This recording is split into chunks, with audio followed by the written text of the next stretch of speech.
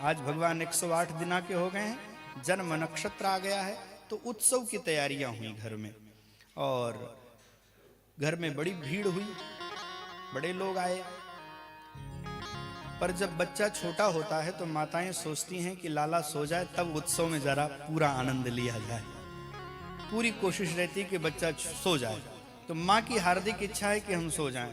और निद्रा देवी आई, उन्होंने भी हार्दिक इच्छा व्यक्त की कि अगर आप सो जाते तो आपकी पलकों पर बैठ करके, क्योंकि नींद तो पलकों पर आती है, और जब पलकें गिर जाएंगी तो आपके पलकों पर बैठ करके आपके जन्मकालिक नक्षत्र जन्मकालिक जो है उत्सव का हम भी दर्शन कर लें। तो भगवान ने देखा कि माँ की भी इच्छा है और निद्रा देवी की इच्छा, इसलिए भगवान सो गए।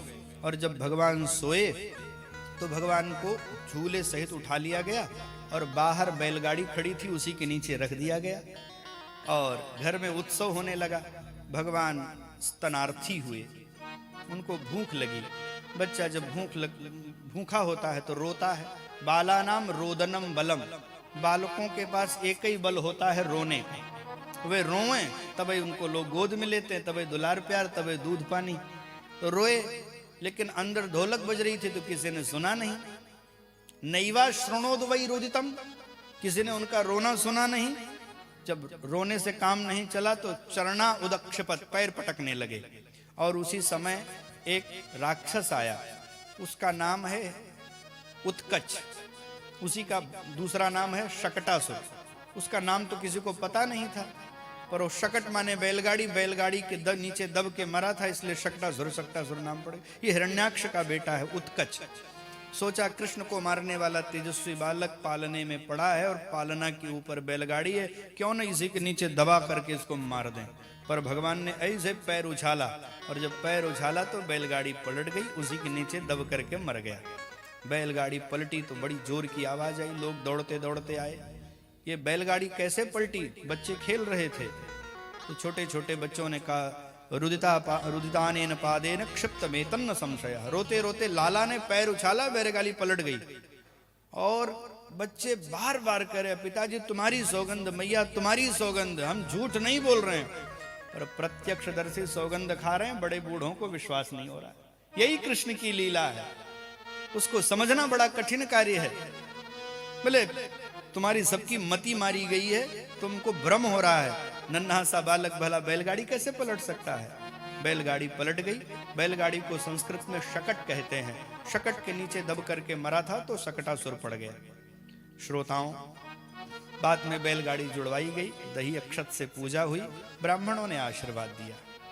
एक बड़ा बढ़िया श्लोक है, विप्रा मंत्र विदो प्रोक्तास तैर्याः प्रोक्तास तथा शिशः ता निष्फला न भविष्यन्ति कदाचित विस्फुटम। वेद पाठी ब्राह्मण हो, त्रिकालज्ञ संध्या करता हो, निर्लोभी हो, भगवती श्रुति वेद उसके कंठ में हो, सदाचारी हो और निर्लोभी हो, पवित्रता से जीवन जीता हो, ऐसा ब्राह्मण प्रसन्न होकर के उन्मुक्त कंठ से आशीर्वाद दे दे तो उसकी बात झूठी नहीं हो सकती। ता निष्फला न भविष्यन्ति, भगवान ने ये आशीर्वाद दिया है वेदपाठी ब्राह्मण को। मुक्त कंठ से आशीर्वाद दे दे तो उसका आशीर्वाद कभी विफल हो ही नहीं सकता है। ब्राह्मणों ने आशीर्वाद दिया। अब इस प्रसंग का आध्यात्मिक स्वरूप क्या है? बैलगाड़ी है गृहस्थी और मैया ने गृहस्थी के नीचे कृष्ण को रख दिया। बहुत ध्यानपूर्वक श्रवण करिए। यानी वरीयता गृहस्थी को, बाद में कृष्ण।